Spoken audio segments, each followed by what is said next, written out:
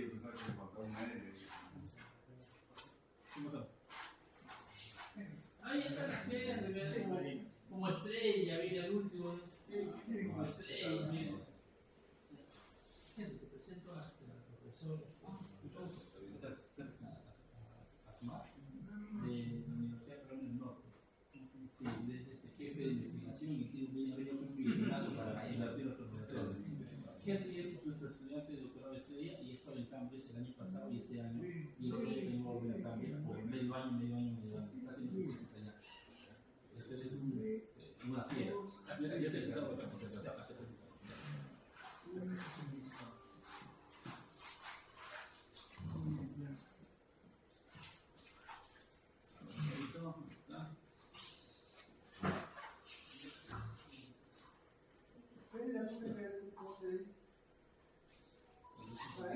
Allá era un doctor ahí. No mucho. Está bien, ¿no? Ya, perfecto. Yo voy a hacer bien, buenas tardes a todos. El día de hoy vamos a tener la charla del candidato a magíster. Bueno, ya tenemos su maestría ya. El señor André Horna Tiburcio, Diego André Horna Tiburcio. Él se unió hace unos años en nuestro laboratorio. Viene originalmente de la Universidad Federico Villarreal. Él hizo su pregrado en la Villarreal. Entonces vino a nuestro laboratorio y trabajó con nosotros en superconductividad en el tema de fabricación de cintas superconductoras de bismuto, estroncio, cobre. Es un superconductor de cerámico que tiene una temperatura crítica mayor a 100 Kelvin. Entonces él, mediante una técnica que se llama powdering tube, que es echar a unos tubos de plata, echar el polvo, laminarlo, ponerlo a un horno y a fin de hacer las láminas o los tapes superconductores, o sea, las cintas superconductoras. Entonces, un estudiante muy ávido estaba bajo la supervisión del profesor Jesús Flores Santibáñez, que no está presente en estos momentos. Sin embargo, nosotros hemos venido trabajando con Henry conmigo y con JC también. Y se adentró bastante en nuestro grupo y ya ustedes todos lo conocen acá. Luego el estudiante terminó con éxito su trabajo, aún no sustenta, está redactando su tesis, ya está finalizando de redactar su tesis, y ya hemos enviado un artículo también a una revista, al Journal of Superconductivity and Novel Magnetism. Hemos enviado su trabajo, lo presentó también en el evento que organizamos el año pasado acá, y quiso él ya adentrarse ya no en la parte experimental, sino a la parte de modelamiento, la parte de teoría. Entonces, esa parte es, tenemos colaboradores, por nosotros es un más grupo experimental en nuestro grupo, y lo que hicimos fue contactarlo con dos investigadores en Río de Janeiro, el profesor Mauro Doria, de la UFRJ, Universidad Federal de Río de Janeiro, y el profesor Isaías Gonzaga de Oliveira, que es de la Universidad Federal Rural de Río de Janeiro. Entonces, la UFRJ y la UFRJ también, en dos universidades. Entonces, postulamos a un financiamiento del CONCITEC para que él haga pasantía y afortunadamente cruzamos los dedos y ganó. Y fue recientemente, acaba de regresar de Río de Janeiro, estando en su pasantía allá, trabajando en la UFRJ bajo la supervisión de Mauro Doria y el profesor Isaías González. Entonces, él ha venido y como parte de su estancia, el CONCITEC dice tienes que dar una charla a tu grupo de investigación. Y aparte también va a dar una charla, además de un par de semanas, en línea también va a dar una charla. Entonces, están invitados todos para que también participen en esta charla, sigan en línea. Bien, entonces sin más preámbulos vamos a dejar entonces a André Horna que nos va a decir el día de hoy qué es lo que ha aprendido allá en la UFRJ. Es más ya en la parte experimental, sino en la parte teórica. ¿Ok? Bien, André, continuamos. De acuerdo. Muchas gracias. Soy André Horna, tesista de maestría. Estuve trabajando con el profesor Mauro Doria e Isaías Gonzaga y trabajé dos temas. La primera presentación, que es una introducción de todo lo que he trabajado, va a tratar sobre una simulación de vórtex, una propuesta de parte del profesor Isaías para analizar los vórtex desde una perspectiva termodinámica. La segunda parte del trabajo, la que es un poco más densa y va a tener su propia introducción, es un estudio para mejorar el gap superconductor en filmes delgados. ¿De acuerdo? Ambas partes tienen una base experimental, más me voy a centrar solo en comprender los aspectos matemáticos, formales y físicos que puedan ocurrir. Entonces, el primer tema sería modelamiento numérico de vórtices superconductores en láminas microscópicas. Esta es un slide que hice en la UF Riota, porque también presenté estos avances en esa universidad, y quise invitar a los brasileños, en especial a los de la parte del sur donde yo estaba, que prueben el chicharrón de pescado porque no lo conocen.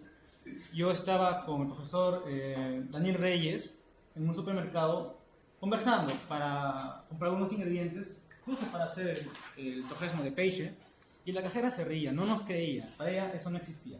Entonces les puse esa propuesta: vienen a Perú, prueben esos platillos y les va a encantar. Bien, para hablar de la superconductividad a escala mesoscópica, no va a ser ni a escala macro ni a escala atómica, es una escala intermedia, en la cual ya no vamos a estar midiendo, por ejemplo, caracterizando las dimensiones de un superconductor en unidades de centímetros, sino en unidades de sus propiedades, en este caso de su longitud de penetración. El radio va a depender de esa escala. Y va a suceder lo siguiente: en cuanto a las medidas de magnetización, que es lo que vamos a ir obteniendo nosotros dato por dato en nuestras simulaciones, no vamos a obtener curvas continuas o vértices exactos que nos vayan a indicar un punto de campo crítico 1, campo crítico 2, sino vamos a ir obteniendo comportamientos oscilantes que van a estarnos indicando la presencia de los vórtices. El efecto magnetocalórico, que es el efecto propuesto por el profesor Isaías Gonzaga, trata de lo siguiente: va a analizar el comportamiento de la magnetización en función de la temperatura de los superconductores, en este caso mesoscópicos, y los va a relacionar a campo constante con la entropía a un campo constante, la variación de la entropía respecto al campo a temperatura constante. Resolviendo esta pequeña ecuación, llegamos a la de la derecha. Esta propuesta establece lo siguiente: la entropía la podemos relacionar con el calor absorbido de nuestro sistema. Entonces, mediante unas mediciones de magnetocalóricas, podemos encontrar y definir, también caracterizar qué comportamientos de vórtices están sucediendo en nuestra muestra. Es otra forma de estudiar los vórtices desde esa perspectiva magnetocalórica. Muy bien, entonces lo que está en azul serían las mediciones que uno podría encontrar si quisiera en unas muestras pequeñas experimentalmente y en nuestro caso computacionalmente.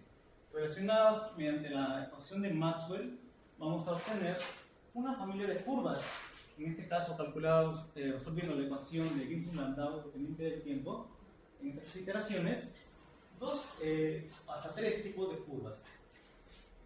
Pero todas vamos a tenerlas que medir respecto a algo. Si vamos a ir y estudiar la variación de entropía, que también está relacionado a la variación de calor, vamos a hacer una comparación entre dos topes. Como no podemos estudiar el caso cero absoluto, nuestra referencia para hacer estas mediciones sería una temperatura de 0.01 en unidades normalizadas. Es decir, el 1 sería nuestro valor de temperatura crítica normalizada, y el 1 en el campo que está a base vendría a ser nuestro campo crítico. ¿De acuerdo? Entonces, esta sería el conjunto de dos ecuaciones para resolver las ecuaciones de Ginsburg-Landau con sus respectivas condiciones de contorno. Lo vamos a estudiar en la siguiente configuración: un cilindro infinito y vamos a hacer un corte transversal. En este corte transversal de un radio de 10 veces longitud de onda, ¿sí? Y vamos a considerar un K igual a 2. Bueno, un K igual a 2 es la constante. Y va a suceder lo siguiente: a medida que vamos haciendo recursiones en nuestro programa, vamos a encontrar configuraciones sin vórtices, y cuando vamos manipulando y cambiando los parámetros vamos a encontrar configuraciones con vórtices. Datos más detallados se ve aquí. Hemos construido un diagrama de fase con todos los datos que hemos podido recolectar. A medida que vamos cambiando la temperatura, desde un paso más pequeño, de 0.01 hasta 1.05 para observar y asegurarnos de que están en un estado normal, hasta un campo aplicado de 2 en unidades normalizadas. Muy bien, este diagrama de fase nos da una buena perspectiva de dónde está el estado Meissner de nuestras configuraciones de vórtices. Bueno, el estado Meissner, dónde están nuestros estados de vórtices y dónde está el estado normal. Sabemos que aquí debería haber una separación entre las líneas para diferenciar un estado vórtex y un estado Meissner, pero están muy juntas. Bueno, sospechamos que es por la resolución que estamos trabajando en nuestros puntos y por los efectos de borde, los efectos de confinamiento que están sucediendo en nuestra estructura, ya que es una estructura demasiado fina y pueden ocurrir muchas interacciones que pueden anular esa separación, que sea demasiado pegadita. Correr todo esto, no es necesario hacer toda esta corrida, solo corremos como si fuera una matriz la parte inferior del arreglo, y tiene una curiosidad, es que cada programa, que sería cada imagen obtenida, da abundante información de lo que está sucediendo, en especial en estos vórtices. Aparte de darnos información de estabilidad, que es lo que queremos considerar, tiene un peso de 0.7 gigabytes. Entonces, correr esas rutinas ha sido un poco exhausto, a pesar de estar solamente sentado. Muy bien, eso es lo que queremos obtener. Con los datos extraídos, trabajamos la magnetización en dos estados. Uno en Meissner y la otra en estado vórtex. ¿Cómo aseguramos a cuál corresponde cada gráfico? Para eso nos apoyamos de nuestro diagrama de fase. Nos ayuda bastante a identificar qué está sucediendo. Entonces, en la izquierda tenemos nuestra magnetización para el estado Meissner, para los campos aplicados, y a la derecha para los estados vórtex aplicados. Disculpa, ¿es experimental o teórico esa Eso parte? es teórico de nuestros Ah, estados. Sí. Muy bien. Observamos primero que la magnetización en estado Meissner es una curva suave, mientras que notoriamente en el estado vórtex presenta muchas fluctuaciones, muchas curvas. Estas curvas ya nos empiezan a indicar que existe la presencia, efectivamente, de vórtices en nuestra muestra. Ahora, con esta magnetización y las relaciones de Maxwell propuestas por el profesor Isaías, podemos obtener lo siguiente. Las curvas magnetocalóricas, el potencial magnetocalórico. ¿Tú te refieres a las relaciones de Maxwell de la termodinámica, no? Correcto, sí. Entonces, sucede lo siguiente. Este gráfico de la izquierda corresponde a la magnetización en estado Meissner, y el de la derecha al estado vórtex. ¿Ok? Para un estado Meissner, las curvas, para ayudarnos a identificar, son simétricas, ¿de acuerdo? Tienen una sola curva, no hay más valles ni hombros escondidos. Nos asegura, bueno, mediante los procesos de derivación también son conocidos al hallar la derivada de estas curvas, que son bastante simples de identificar. Lo interesante está en el estado vórtex, ya no presentan simetría.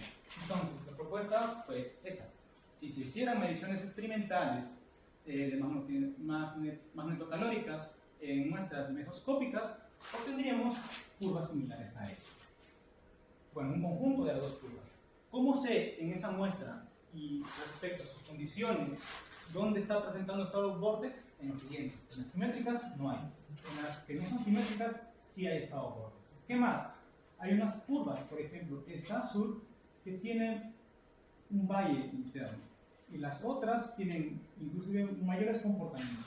Eso nos va a dar información adicional de dónde está entrando un cambio de fase adicional. En la lámina anterior, tú hablas de un H, pero en la columna final, ¿qué variables? Ah, cierto, disculpa. Esto es el campo al cual se está midiendo, de 0.01 a 0.06. En Monster, El ¿cierto? blanco, el blanco, el En blanco. Monster. En Tesla, en Monster, ¿no? Normalizadas. Ah, no, González. Sí, sí. Sí. Este es el campo más pequeño, el campo referencial que estaba mencionando al inicio, en el cual se va a ir a tomar la medición. Este es el campo en el cual se está hallando la medición respecto a ese punto. Sí, me olvidé de mencionar. Una preguntita.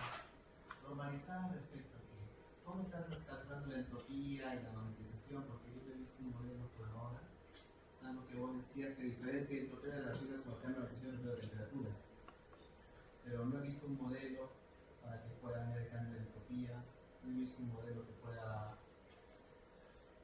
No sé si normaliza respecto del J al campo con el magnetón. O sea, ¿cómo Bueno, es eso, digamos? Lo único que aquí se está normalizando es una escala de temperatura y una escala del campo aplicado. Suponemos que existe un campo. Debe ser, Sí, sí. con respecto al campo crítico, debe estar normalizando, ¿no? Claro, ¿El campo crítico 1 o campo crítico 2? 1. Campo crítico 1. Y la temperatura también, la temperatura crítica. Por eso estamos trabajando hasta 1 en esas escalas. Ahora, cuando analizamos con ayuda del diagrama de fase obtenido las curvas de transición para el estado vórtex, nos va a dar la siguiente información. La primera curva, de izquierda a derecha, en la parte más abajo, el significado de este valle va a ser el siguiente: un cambio de fase, de estado Meissner a estado vórtex. Luego, las siguientes curvas, que van a ser un poco dobladas, nos van a indicar un decrecimiento rápido de la cantidad de vórtices que están inmersos. Cuando llega a la parte más baja, ya está en estado normal de nuevo. Esa es una curva simple, esa es la primera curva de estado vórtex que estamos obteniendo para un campo de 0.1 a 0.6. Una curva un poco más compleja sería al medir de 0.1 a 0.7 lo siguiente. El primer valle nos va a estar indicando eso, una transición del estado Meissner al estado vórtex. La siguiente curva no nos va a indicar una desaparición, va a ser más bien un punto de inflexión entre la organización de los vórtices, y esos van a ir desapareciendo cuando la curva va llegando al cero respecto al horizontal. Aquí el comportamiento es un poco más acelerado, empieza con una penetración de vórtices bastante rápida. El incremento va haciéndose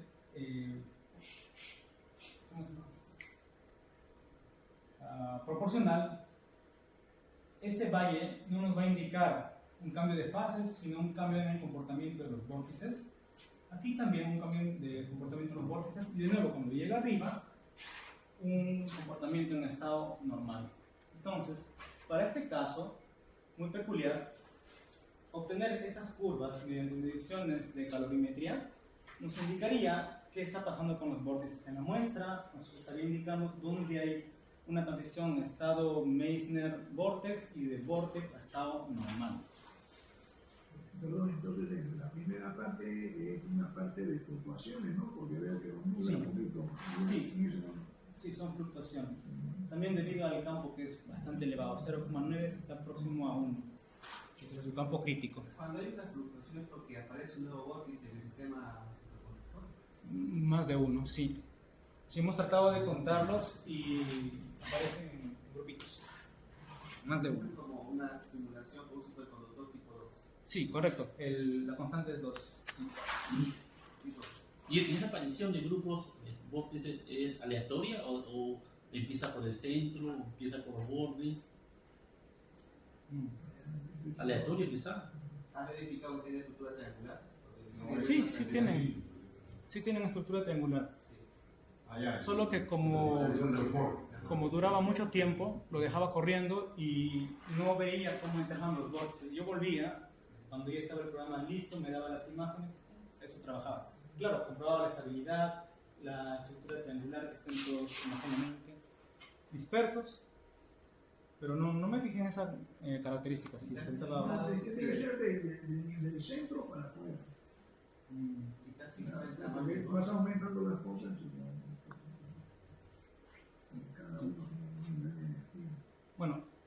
propuesta fue presentada por el profesor Isaías, que estuvo en octubre del año pasado en San Marcos.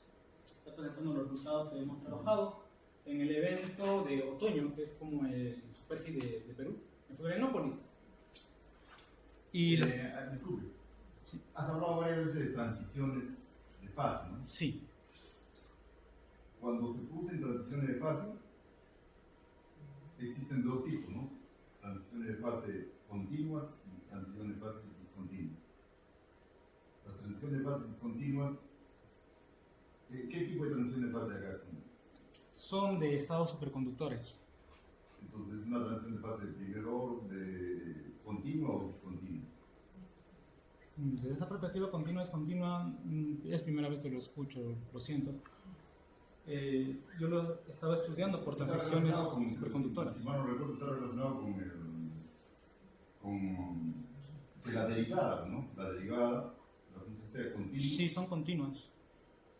Desde el punto de vista matemático son continuas. Yo te pregunto, ¿tu modelo tú usaste Gizmo-Landau o fue de paquete esto? No, y se introdujeron las ecuaciones. Estas de acá. De Gizmo. Es de Gizmo-Landau. Ya, está el Gizmo-Landau, entonces se reducción en segundo orden. El Gizmo-Landau le vamos a decir en segundo orden.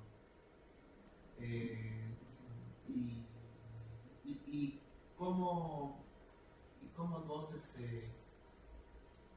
regulas la interacción a distancia y los vórtices. Porque en principio, ¿no? Cuando los vórtices están muy juntos, hay una densidad de vórtices, a más campo le pones, más se juntan y puede aparecer otro. Y otro, hasta que al final todo se vuelve no magnético. Todo se vuelve no diamagnético y todos son normales.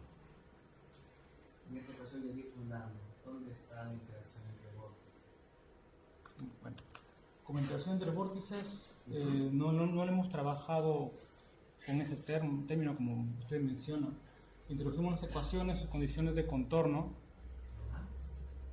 y eso fue lo que estábamos corriendo. El factor 1 menos t, ¿cómo se No, tiene que ser otro tipo de análisis para tener en cuenta las interacciones entre vórtices. Ahí solamente está resolviendo las ecuaciones de Gizmo-Landau. Ahí no va a haber. Ahora, otra pregunta. Si las ecuaciones de Gizmo-Landau son válidas cuando la temperatura es próxima a la temperatura crítica, ¿no? Próxima a la temperatura crítica, entonces acá estás considerando para debajo de la temperatura crítica. Sí. O es en toda la parte, en la fase superconductora solamente. Estamos analizando en la parte superconductora.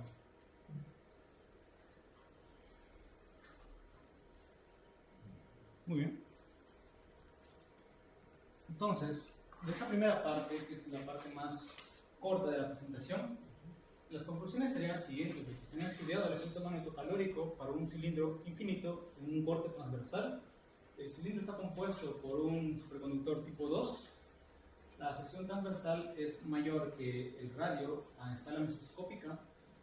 También se hizo un diagrama de fase que nos ayuda a diferenciar el estudio entre un grupo en estado normal y un grupo en estado vórtice.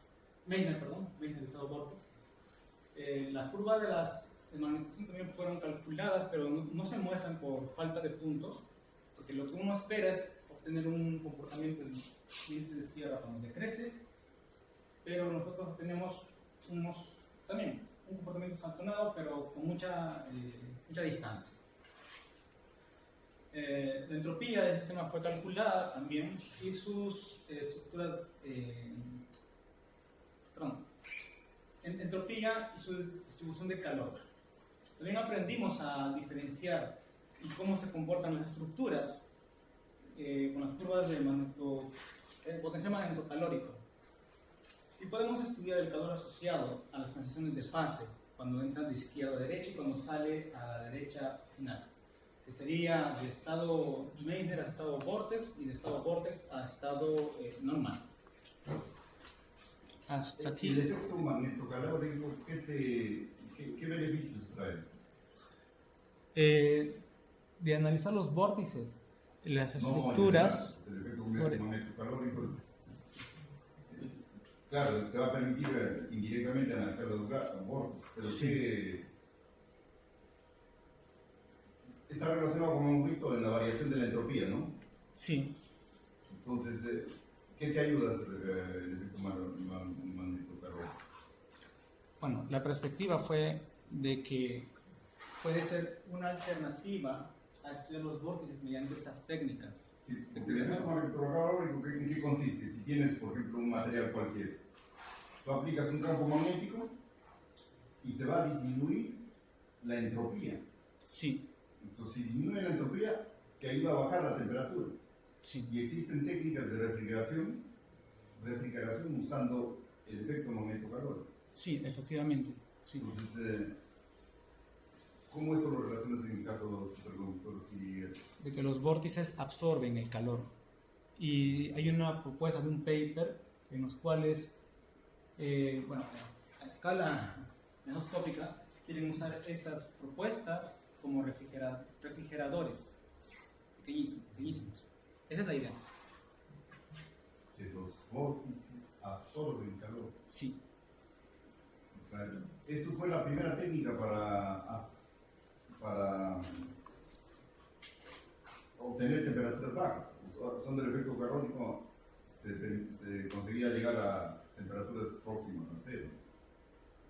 Me refiero a 5 Kelvin, así, pero ya después, para más de 5 Kelvin, ya usaron otras técnicas, ¿no? Como pero justamente la técnica, el efecto magnético calórico te permite bajar experimentalmente la temperatura, sí, aplicándolo en el campo magnético.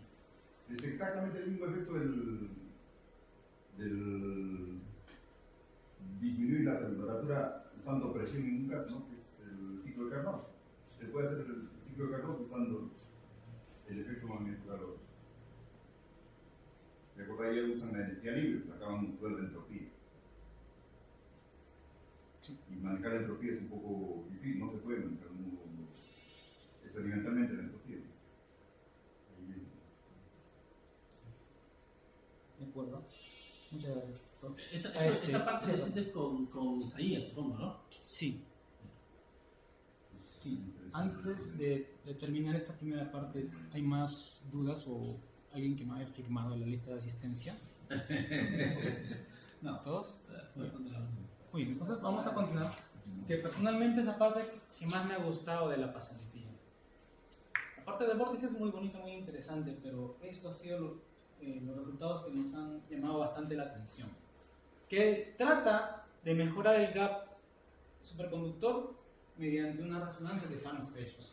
Entonces, primer punto fue trabajar los vórtices. Segundo punto va a ser el mejoramiento del gap mediante dos tipos de resonancia. Voy a resaltarlo aquí para no confundirlas. Vamos a estudiar dos tipos de resonancia. Mira, este trabajo también lo hice con el profesor Mauro Doria y con el profesor Daniel Reyes del Instituto Militar de Ingeniería de Río de Janeiro. Exactamente. Muy bien. Vamos a empezar entonces definiendo qué sería la resonancia de Fano-Feshbach, la cual tiene un concepto bastante sencillo. Vamos a tener en nuestro sistema un conjunto de estados continuos y un conjunto de estados discretos. Cuando esta línea verde, que podría ser nuestro canal de estados continuos, coincide con un estado discreto, se produce una interferencia. Esa interferencia nos va a producir una resonancia Fano-Feshbach. Sencillo. Ese mismo concepto lo estudia inicialmente Galindo en un libro de mecánica cuántica. Él propone el siguiente potencial con dos barreras deltas simétricas respecto al cero y un flujo de partículas incidentes reflejadas transmitidas. Muy bien. Eso es todo el sistema que él tiene y resuelve para una expresión conocida de la transmitancia. Esa ecuación de transmitancia va a tener un valor máximo cuando el término resaltado de amarillo sea un valor igual a 0. Entonces, resolver esta ecuación daría los valores de una transmitancia igual a 1, lo cual sería equivalente a tener una resonancia interna entre las barreras. Para aplicar esto a lo que vamos a estudiar, se hace la siguiente relación de un factor omega igual a 2 veces beta. ¿Y beta qué es? La altura de la barrera multiplicada por la separación entre estas barreras. Aquí está una representación gráfica de lo que sucede con las resonancias de Van Feshbach con la propuesta de Galindo. En azul tendríamos todos los conjuntos de autovalores de nuestro sistema, que en un momento les voy a presentar, y en las partes de azul más concentradas y a la derecha coinciden los estados de Galindo, resueltos por la condición de Galindo. ¿De acuerdo? Vamos a ver cómo aplicar esto sin antes no olvidarnos de la motivación experimental. Hay estudios similares que tratan sobre camadas de materiales superconductores y normales que tienen la peculiaridad de que pueden mejorar sus propiedades.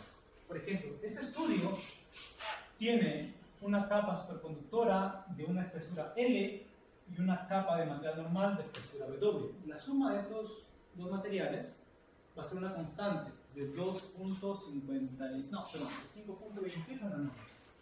Lo que van a hacer es mudar esa proporción de alturas internas manteniendo la exterior constante, y en la siguiente configuración de energía versus distribución de los materiales tendríamos la parte introductoria, unas bandas continuas de energía y unos estados discretos.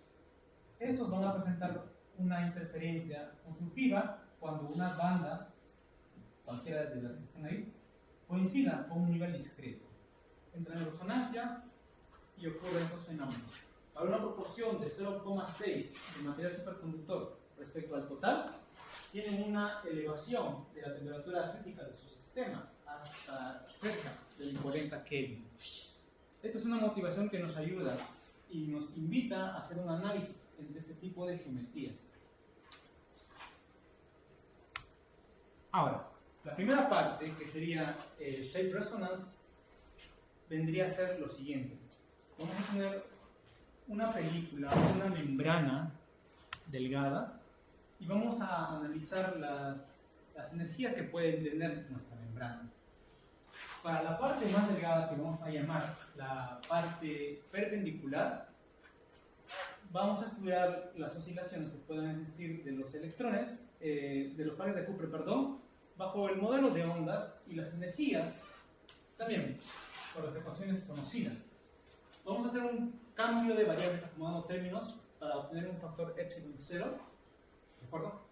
Y un factor de conversión de unidades, porque está, lo más normal en esos casos es trabajar la escala de Kelvin.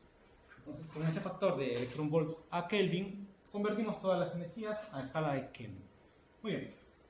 Primera parte, cuantización de la parte perpendicular. Ahora vamos a estudiar la cuantización en la parte paralela, que sea la cara más alta.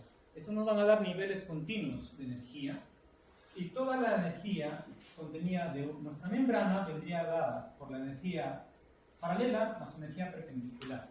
En esta energía perpendicular, LJ, es en la cual se van a resolver las ecuaciones de Schrödinger. Ahora, el fenómeno de la superconductividad solo va a acontecer en una faja, no me he acostumbrado a decir este término en portugués, ahora no diré en español, falla o un strip que va alrededor del potencial químico. Se le llama falla de Debye, ventana, ahí está, no, ventana de Debye, que va alrededor del potencial químico más energía de Debye, potencial químico menos energía de Debye. Dentro de esta ventana va alrededor de la energía de Fermi. ¿Cómo? ¿En qué caso? No, cuando es temperatura química es diferente. Cuando es temperatura cero es igual a la energía de Fermi. sí, estamos en la temperatura cero, solo que todavía no llega a esa parte. Si esa baja a temperatura cero debería ser el potencial químico igual a la energía de Fermi. Sí, en este caso, sí. Entonces, esa condición nos ayudará a representar toda nuestra energía respecto a esa ventana de Debye. Y nos muestra y nos indica que el problema lo podemos considerar de la siguiente manera. El gap va a ser constante y homogéneo dentro de la ventana y fuera va a tener un valor igual a 0. ¿Y por qué surge ese gap? Justo ¿La resonancia de eso? ¿No? Sí, acá iba a mencionar. No, el superconductor independiente de que su resonancia va a tener un gap. ¿Por qué se produce ese Está gap? más adelante. No, antes de que hagas tu desarrollo ya con esa confusión de estados discretos y estados continuos y buscar esa resonancia, el superconductor tiene un gap característico, todo superconductor tiene un gap característico, ¿no? Sí. ¿Cuál es la causa de ese gap característico del superconductor? Está relacionado con la temperatura, ¿no? Sí. Está relacionado con la temperatura. Eso. Justamente, para formarse el par de Cooper, ¿no? Va a usar esa energía de Debye, que es la vibración de la red. Eso va a abrir un gap entre los estados del electrón libre y los estados vacíos. Ahí abre ese gap. O sea, la formación de los pares de Cooper va a hacer que se abra ese gap. Todavía no está tu gap producto de la resonancia. ¿Cómo se modifica? ¿Cómo va a modificar la resonancia? No, aún. Solo es la parte introductoria para mostrar los resultados de Shape Resonance. Sí. Una pregunta. ¿Tú estás llamándole gap a la diferencia de niveles de energía entre modos? ¿Esos? O sea, por ejemplo, yo he visto ahí en diapositivas anteriores que tú muestras ahí esas tres bandas de energía diferentes. Ahora, yo, como tú estás trabajando en una cinta, ¿cierto? Estás trabajando en un plano, estás trabajando en una cinta, creo, ¿no? Una membrana. Una membrana, eso es finita, está acotada en una dimensión. Sí, Entonces, en X y Y es continuo, y por eso tienes un cono, sí. pero en Z es discreto. Y por eso tienes Sí, exacto. distintos, tienes la parábola, y entonces tienes otra parábola para otro modo de Z y otra parábola para otro modo de Z. Y ahí hubo tres modos de Z. Porque es continuo en X y KY, porque es como dice esta membrana, pero en Z, como es angosto, entonces hay cuantización en los solapamientos de las fronteras, y por eso es que tienes tres bandas diferentes, pero para cada una de ellas es para un tipo de Z.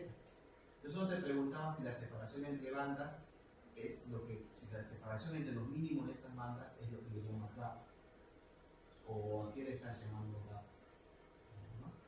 Bueno, está más adelante. Bueno, matemáticamente lo estábamos determinando el gap, y llamando el gap como una parte de la solución de esta forma. Y respecto al comportamiento de las parábolas que menciona, ese incremento en el número de parábolas o variación en el número de parábolas más bien va a dar el comportamiento, la forma, el comportamiento de Shape Resonance.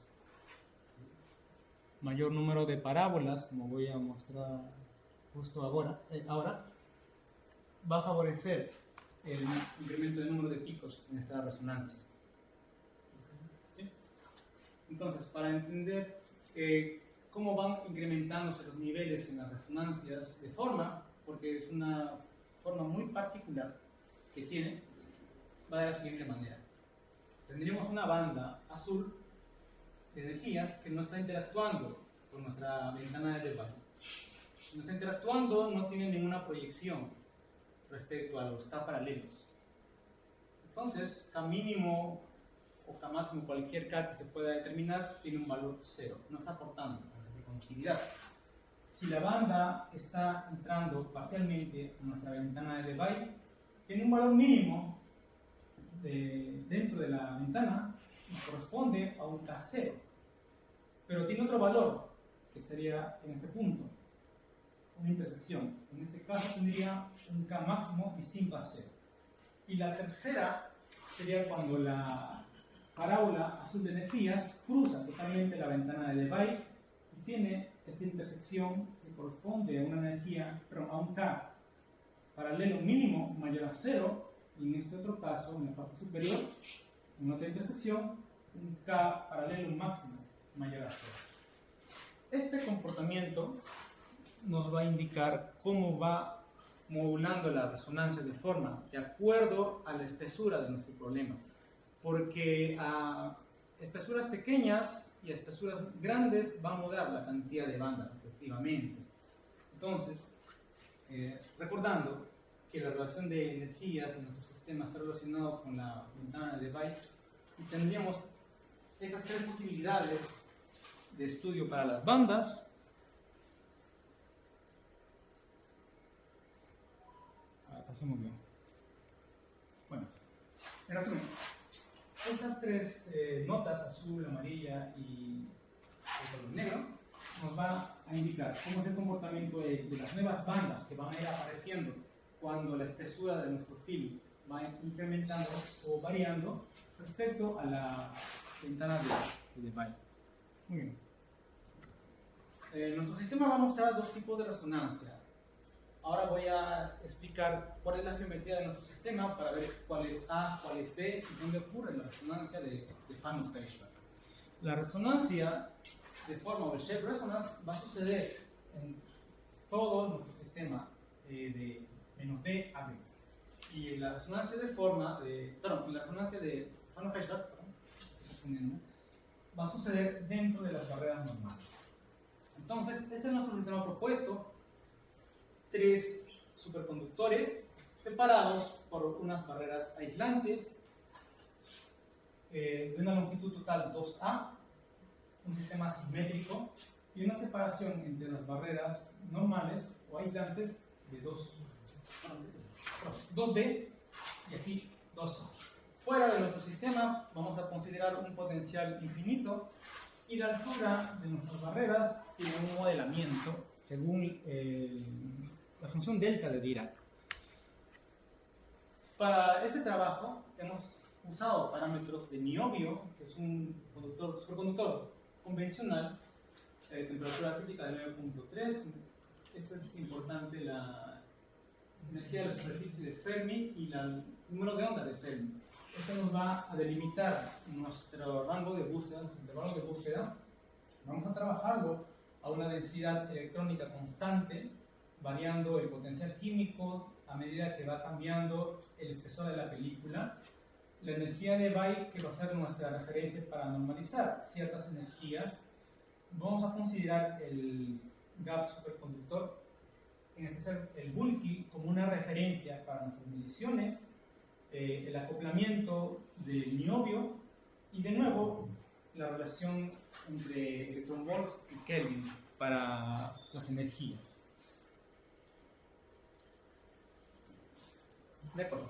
Entonces, para considerar una aproximación con la función delta, vamos a suponer que tenemos una barrera rectangular de una espesura 2 epsilon, altura v, y calculamos el área.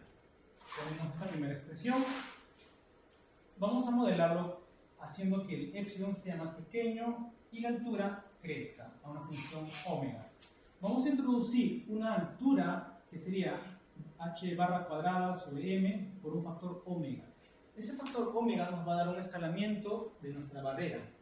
Integramos la condición de la derecha y observamos que las ecuaciones deben ser equivalentes.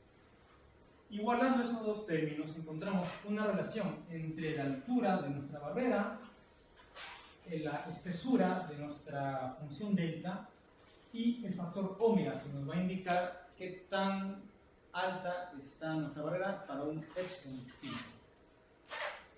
Considerando todos los parámetros para niobio, podemos encontrar también el límite máximo, cuál sería nuestro valor de omega máximo que va a superar una barrera de una altura de la energía de Fermi para el niobio. Resolviendo eso, encontramos que esa altura para el omega debe ser de 6 veces kdf, o sea, 6 veces el número de onda de Fermi. Aquí, el formalismo de las ecuaciones proviene desde las ecuaciones de Bogoliubov-Dijenes, y esta ecuación, resolviendo para los operadores en este H0, nos va a ayudar a obtener la distribución espacial de los gaps en nuestra geometría, un gap real. que estaría confinado por un potencial U. Y hay 4 regiones de nuestro potencial, que serían los 2 extremos infinitos y los 2 del medio de las barreras delta.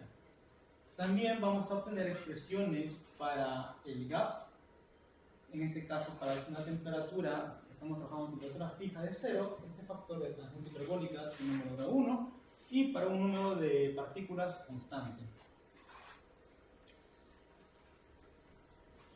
Para realizar estos cálculos de una manera más aplicativa, usamos la aproximación de Anderson, la cual se basa en la resolución de las ecuaciones de Bogoliubov-Dijenes, considerando un término Zn como todas las energías de nuestro sistema, relacionado con la energía de Bogoliubov-Dijenes.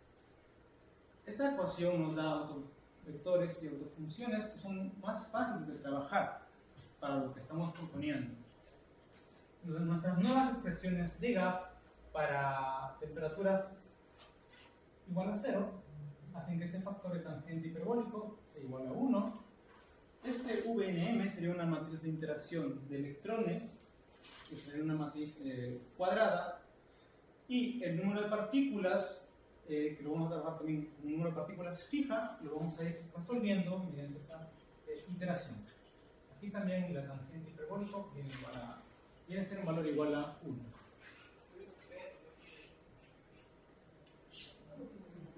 Entonces, resolviendo la ecuación de Schrödinger para la camada, la parte más delgada, en este caso el eje Z, como mencionó el profesor, para nuestro sistema obtenemos 2 conjuntos de ecuaciones. El primer conjunto correspondería a las ecuaciones de autovalores para los estados pares y el segundo para los estados impares. Es decir, que podemos tener ondas confinadas en B menos B que tengan simetría, que sean funciones pares o que pasen por el 0 y sean funciones impares. Todo eso debajo de la temperatura crítica, ¿cierto? ¿No? Sí, Sí. muchísimo, todo eso bajo la temperatura crítica. Las barreras omega, las barreras aislantes o normales, modeladas como h barra cuadrada de m por el factor omega, derecha izquierda. Muy bien. Las soluciones numéricas de estas ecuaciones de autovalores nos van a dar todos los estados que van a ocurrir, que van a existir para unas condiciones dadas. Pueden ser, en región 1, región 2, región 3. Lo que nos van a importar son los estados que existan en la región central, en la región inside, entre menos A y A, que sean mayores a los que están fuera. Eso se consigue mediante la condición de resonancia evaluada por Galindo. Y podemos estudiar aquí un caso especial. Cuando el factor omega, es decir, cuando la barrera sea muy alta, nuestras soluciones se simplifican para unas ondas presas entre A y menos A, que sería una condición ya conocida para barreras infinitas. Solo que esto es un cálculo matemático, porque comparando el valor omega respecto a valores experimentales, tiene un valor de 50 que ya excede los valores reales. Entonces, para la configuración, la primera configuración que voy a mostrar de A1.01, es decir, las barreras aislantes a 1.01 derecha izquierda y el B, que sería el extremo de mis barreras, a 1551 a cada lado, con un omega de 3 veces el número de onda de Fermi, encontramos lo siguiente. En azul, todas las soluciones numéricas que hemos obtenido. A la derecha, las condiciones de Galindo, que nos van a dar las condiciones de resonancia. Y efectivamente, aquí estoy presentando, esto es la densidad de probabilidad para cada estado, para el primer estado, densidad de probabilidad en el segundo estado, respecto a la distribución geométrica de nuestro sistema. Para los primeros estados, vamos a ver que no hay nada interesante, las ondas pueden estar fuera de las barreras, como pueden estar tanto fuera y dentro. Pero para el estado número 8, las ondas van a estar presas. Ese estado número 8 le corresponde al primer estado de resonancia de Galindo. Y continúa con ondas fuera, fuera, fuera. El estado número 23 va a presentar una resonancia bastante intensa. El primer conjunto del 1 hasta el 59 corresponde a la solución de las ecuaciones even, de las ecuaciones de autovalores even. El segundo bloque, del 1 al 58, correspondería al segundo grupo de ecuaciones de autovalores, de las ecuaciones ODES. Aquí entonces tenemos todas las soluciones que puedan ocurrir en nuestro sistema. Son las funciones de onda en tu sistema. La densidad de probabilidad no se nota mucho. Sí, todo a la misma escala. Sí, hasta 1. Así de 0 a 1, y aquí estoy mostrando su distribución espacial. ¿Y dónde está cuál es el eje de energía? O sea, perdón, el que está más a la izquierda es menor energía, el que está más a la derecha es menor energía, ¿cómo? No, solo estoy representando algunos casos, pero quiero realzar la comparativa de cualquier otro caso con los resonantes. Los que nos van a interesar bastante son estos estados resonantes. Claro, ¿y cuál, le puedes decir dos estados resonantes de diferente energía y decirme cuál de ellos es de mayor energía?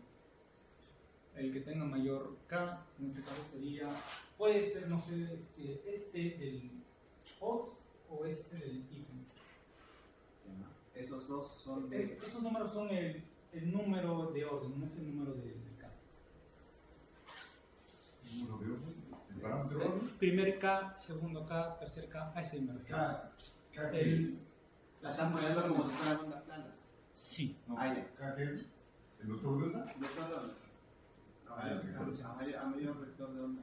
Vector. ¿Y cuál es el de K igual a 0? ¿Cuál es el K más cercano a 0 de todas esas características? Bueno, como son dos conjuntos de ecuaciones separadas, tendría que ver numéricamente cuál es, pero este es el que tiene una pancita. El más próximo, el más bajo, si se pregunta, ¿no? Entonces, cuando tú ves, en principio tú tienes tres capas, ¿cierto? 3 capas gruesas y 2 capas delgadas entre ellas. Sí. Entonces, cuando tú tienes el pico, significa de que el estado está en la capa del medio, Sí. y por ende no va a haber canal de transmisión alguno. Sí.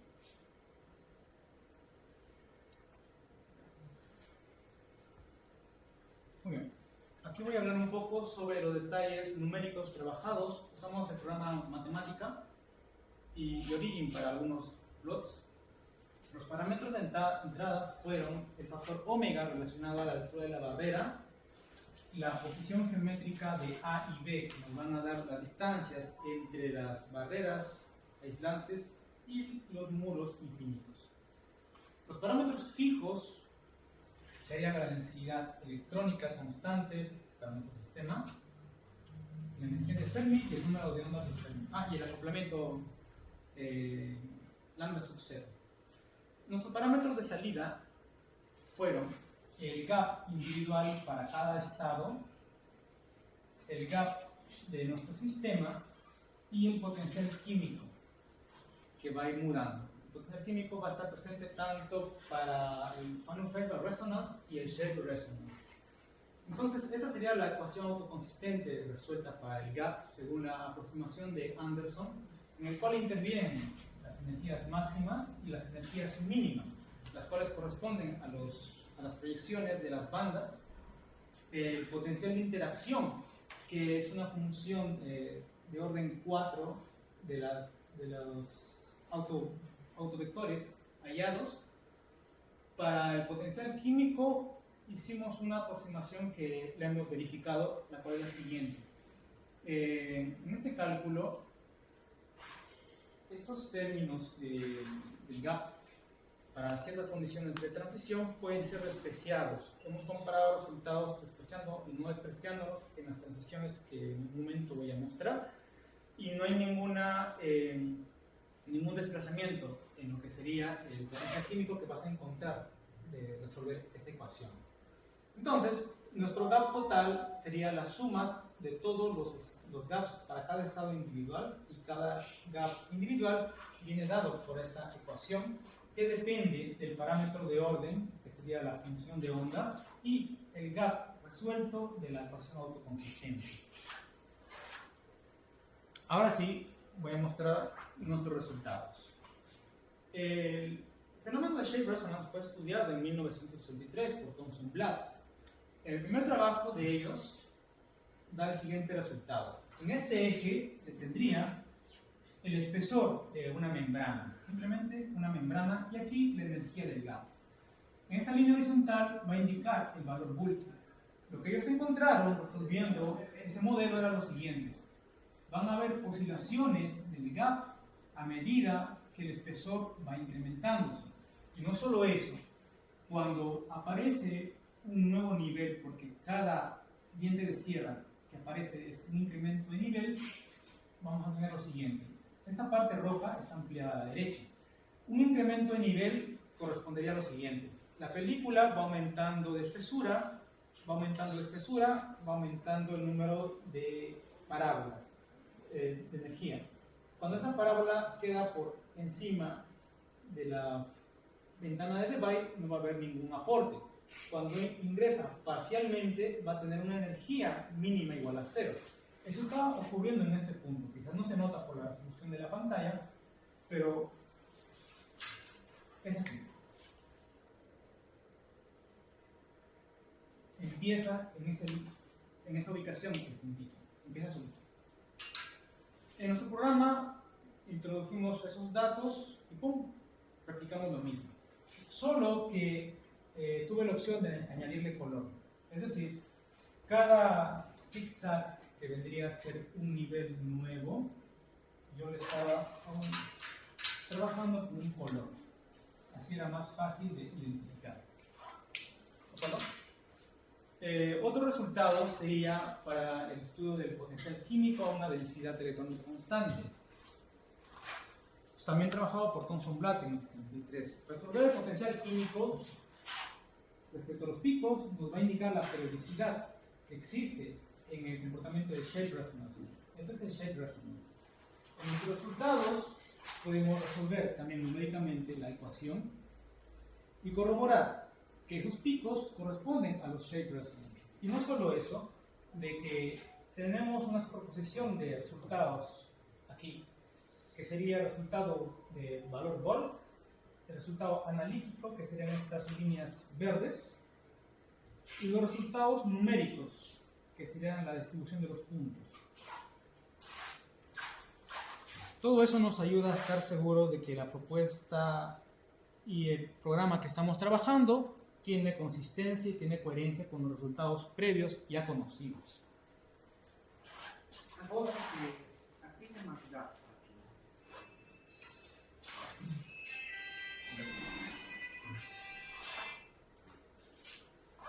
Esa sería la energía de gap.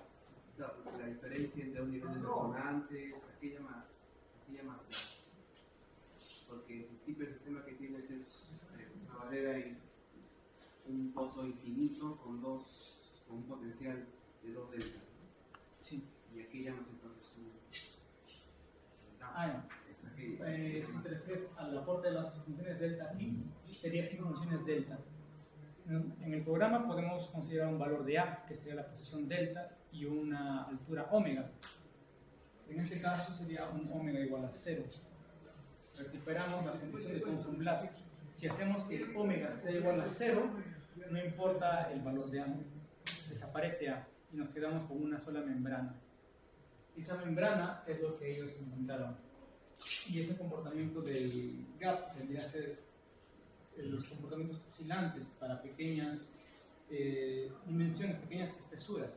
Y este comportamiento errático, diente de sierra, ocurre porque están entrando bandas adicionales cuando va aumentando el espesor de la película. Y hay una atenuación. Hay una atenuación, sí. Porque tú puedes, los picos, tú pásale una curvas ahí y los bloqueas rápido.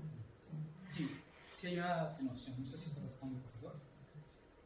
Ahí después de la charla podemos hacer una cosa. Ahora, también tienes que acelerar un poquito más. Sí. Porque- Sí, de acuerdo. Justo lo que hablaba el profesor Bustamante está acá. Ahora ya no voy a presentarlo para un omega igual a 0, sino también para un omega igual a un número muy grande, próximo a infinito. Este es un trabajo hecho por Doria, Caviglia y Perali, en 2016, en el cual tienen un pequeño sándwich, dos superconductores con un material aislante. En el primer caso, hacen que el omega sea igual a 0 y toda la barrera aislante se apaga. Tienen los datos azules, que serían estas curvas de Shield Resonance, las cuales también se pueden reproducir. Y para un omega que sea infinito, bueno, matemáticamente infinito, aquí tiene un valor numérico que sería de 8 veces el K de Fermi, obtiene las curvas en rojito. También reproducimos nuestros resultados con puntos adicionales que nos indican las transiciones. Y el comportamiento Boole sería cuando las dimensiones de B de todo nuestro sistema total sean muy grandes. En este caso 147 es un número grande elegido, que nos presenta una superposición entre los resultados analíticos y numéricos concordante con el valor Boole. Perdón, eso significa que estás en un modelo de efecto Josephson. No. Porque tienes tú dos conductores y un aislante y un efecto Josephson. Sí, pero este sería estacionario. Tenemos la curiosidad con el profesor Doria de ver a Josephson, aplicamos las ecuaciones y se anulaba. Es porque es estacionario. Entonces, para presentar los primeros resultados, ya conocemos la regla de la izquierda, los valores numéricos, las condiciones de resonancia de Galindo. Para esos valores tenemos estados confinados entre las barreras aislantes. Y aquí tenemos una superposición de todos los estados. Para cada gap, su respectivo estado. En total, 117 estados para estas condiciones impuestas, 10 de la ecuación Even, 7 de la ecuación Oud, presas. Y vemos lo siguiente. Mayor cantidad de estados fuera de la barrera, pero con menor altura. Y aquí, una menor cantidad de estados, pero con una mayor altura. Cuando realizamos la suma para encontrar el gap total de nuestro sistema, encontramos una distribución que va alrededor del gap Boole. Un poco mayor fuera de las barreras y un valor bastante próximo dentro de las barreras. Estos primeros resultados nos decían, bueno, el programa está corriendo, está funcionando, nos muestra las oscilaciones de Gibbs, que son estos cachitos a la derecha y izquierda entre las interfaces, pero pensábamos, ¿hay alguna manera de mejorar esta distribución, este gap total de nuestro sistema? E hicimos lo siguiente, una siguiente comparativa. Comparamos una geometría de una separación entre las barreras aislantes de 1.01 nanómetros con 1.08. Y el gap final incrementaba. El gap inicial para el 1.01 queda alrededor del Boole, para 1.08 y está por encima del Boole. Comparamos las soluciones numéricas con las soluciones de Galindo y encontramos que para 1.08 tenemos este valor. Es decir, tenemos un estado resonante adicional. Ese estado resonante adicional favorece el incremento del gap, porque es una mayor cantidad de estados que van a estar presos entre las barreras y favorece al incremento entre dichas barreras. ¿Cómo podemos seguir mejorando eso? Ya está. Mantenemos el 1.08 fijo y esta vez incrementamos la espesura de nuestra barrera hasta 30.51 nanómetros. En este caso, si hablamos de una densidad respecto a la cantidad de estados dentro y fuera, hay una menor cantidad en este caso respecto a la configuración anterior. 5 even, 9 oud, pero esa pequeña cantidad de estados respecto al total nos va a causar un incremento del gap. Aquí también están bastante notorias las resonancias de Gibbs, pero para calcular el valor por encima del gap Boole hacemos una integración y obtenemos el valor medio. Comparando esto respecto al gap Boole, vemos que esta configuración nos da un aumento del gap de 42.5% por encima del Boole.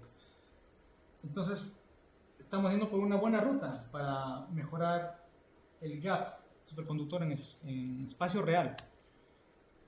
Agarramos esa configuración geométrica de 1.08 con 3051 y le hicimos un mapeo. Fuimos variando el factor omega, que es el que indica la altura de la barrera, para las dos configuraciones y vimos que es más favorable para 1.08.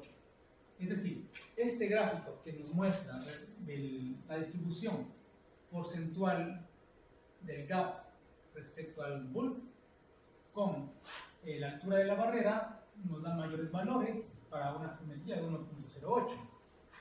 Analizando esto en la cantidad de estados, también se comprueba lo mismo.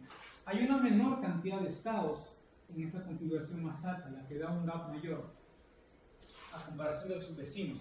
Y esa menor cantidad de estados implica una mayor altura de sus gaps individuales.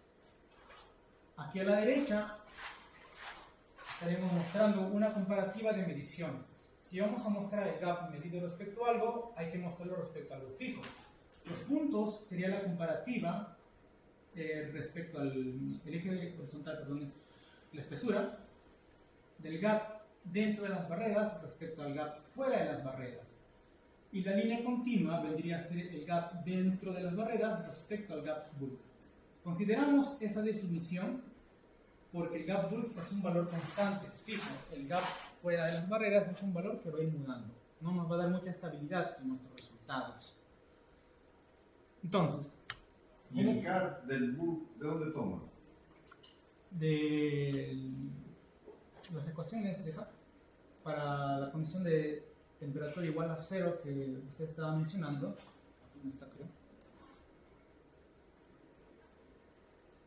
¿Tomas Perdón. el valor teórico o el valor experimental? ¿Cuál tomas el valor del De gap? acá. Resolvemos esto para un gap constante y homogéneo y obtenemos el gap bulk numéricamente. Sí. Entonces, ya finalizando, vamos a mostrar cómo podemos encontrar más resonancias. Y esto lo hacemos retrocediendo. Hemos retrocedido porque vimos que la ecuación del gap, más que depender de parámetros que puedan provenir de la ecuación autoconsistente, dependen bastante del parámetro de orden, es decir, de la densidad de probabilidad al cuadrado. Bueno, densidad de probabilidad para cada nivel. Hicimos el siguiente análisis. Voy a dibujarlo aprovechando que hay plumones. Si tenemos un estado... Sí, ya acabó. Un estado resonante como el de la derecha, va a tener la característica de que la amplitud va a ser mucho mayor que lo que está afuera. Es decir, dentro de las barreras va a tener un valor cercano, quizás a 1, y fuera un valor pequeño, densidad de probabilidad, que puede ser 10 a la menos 3, 10 a la menos 4. Entonces, si yo hago una división, un cociente entre esta amplitud dentro de las barreras y fuera de las barreras, voy a encontrar esta distribución de puntos. Unos puntos muy próximos que nos van a indicar una misma distribución y unos puntos muy alejados que nos van a indicar resonancias. Resonancias porque justo estamos sucediendo que fuera de las barreras la amplitud es bastante pequeña. Hicimos este análisis para 3 grupos de números, para un omega pequeño, claro, racional, entero e irracional. Quisimos analizar en cuáles de esos estados favorecen más el incremento del gap. Descubrimos que si la proporción B sobre A geométrica pertenece a un número entero, ese incremento de gap es mayor. En este caso estamos mostrando para el 4, que es este punto, 1.3 interno, y para 5, que sería el punto más alto, 1.57. Entonces entre 4 y 5 nos daba una pista. 4 es par, el 5 es impar. Algo está sucediendo ahí. Analizamos numéricamente, analíticamente con números pares e impares y encontramos lo siguiente. De nuevo, una distribución respecto a la espesura de nuestro sistema medida del gap dentro de la barrera respecto al gap bulk. 1 sería considerar de que el gap es homogéneo en las 3 regiones y mayores a 1 indicaría que el gap dentro de las barreras es mayor. Para los números pares, que serían los números, las curvas de abajo, hay un incremento bastante notorio, pero no llega a 2. Cuando tomamos esa relación con los números impares, obtenemos un resultado resaltante de que el incremento del gap dentro de las barreras es mayor a 3. Es 3.54 el valor más alto. Y corresponde, para nuestra configuración, para un B igual a 27. Entonces, aquí estoy mostrando esos resultados, el gap espacial, el incremento notorio de nuestro gap dentro de las barreras respecto al que está fuera. Esta sería una ampliación del gap dentro de las barreras. Obtenemos este valor del gap dentro con el valor medio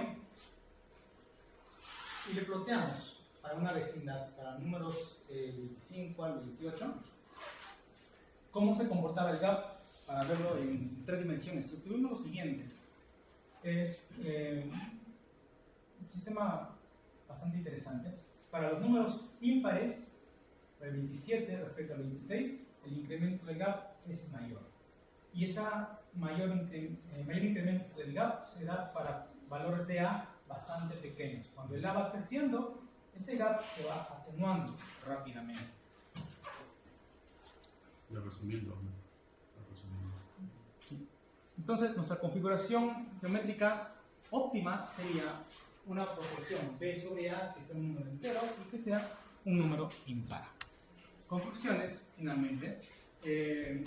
Hemos estudiado este sistema superconductor, conductores de 2 barreras aislantes en A menos A.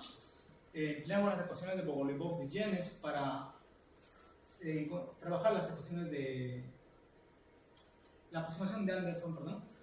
Modelamos la función delta como barreras normales. Pudimos reproducir los resultados del check resonance anteriormente encontrado y nuevos resultados de que hemos mejorado el gap dentro de las barreras como una elección inicial de valores que luego lo mejoramos para una proporción de A sobre B que debe ser un número impar, lo cual nos da un incremento del gap hasta de 3.5. Y esto pues, está bastante relacionado a nuevos mecanismos para incrementar la temperatura crítica. Y algo que estaba hablando justo hoy día con el profesor Daniel era mencionar de que esto está trabajado para superconductores convencionales, NION. Tipo, sí. Y solamente trabajamos con el novio, no con nosotros, simple, solamente el novio ahora porque sí. Es uno que tiene mayor temperatura crítica que cerca. Sí, hay bastante evidencia también. Bien. Excelente. Ya, puede ser la luz de corte en corte. Bueno, gracias, aplausos. Entonces, bien. Preguntas rápidas, porque creo que hay preguntas. ¿Alguno tiene una pregunta rápida? ¿Nadie? Bien, Perdón, pero no he visto referencias, ¿no? No, la de Doria presentó, no, lo que trabajo anterior era de Doria. Sí. Ah, esa sí es una referencia, ¿no? Sí. Pensaba que tenía otros trabajos también, de otros autores, digamos, ¿no? La 17. Cariglia y Peralta. ¿Y Kiko qué aportó acá? La parte de Bogoliubov-Dijenes, las derivaciones. Ya. Él trabaja bastante en espacio recíproco. Allá. Perfecto. Tú habías pedido a Henry que midiese tu muestra, creo, a una baja temperatura para que pudieses hacer unos cálculos. Ah, sí, todavía no. Todavía no lo haces. Ya.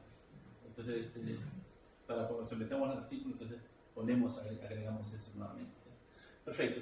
Bien, creo que no hay nada más. Muchas gracias, Orna. ¿Y cuáles son tus planes de futuro ahora que ya terminas tu maestría? ¿Cuándo sustentas y cuándo qué sigue luego? ¿Vas a hacer doctorado acá o dónde vas a hacer doctorado? Me gustaría seguir la recomendación del profesor Doria de ir a Francia. Francia. Sí, igual mis Por eso está superconductores. de la escuela de James, ¿no? Ya.